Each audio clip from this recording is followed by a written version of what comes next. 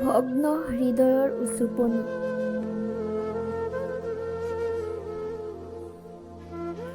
নিজান ৰাতি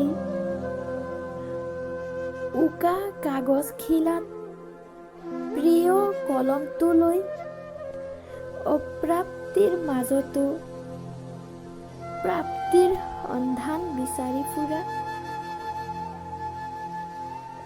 ভগ্ন হৃদয়খনে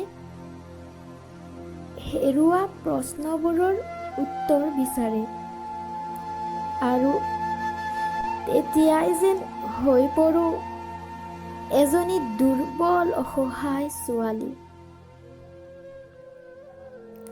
শৈশৱত আইৰ নিচুকনি গীত শুনি গভীৰ নিদ্ৰাত লীন হোৱা ছোৱালীজনী আজি ভগ্ন হৃদয়ৰ উচুপনি শুনি নিজৰ মাজতে লীন হৈ পৰে।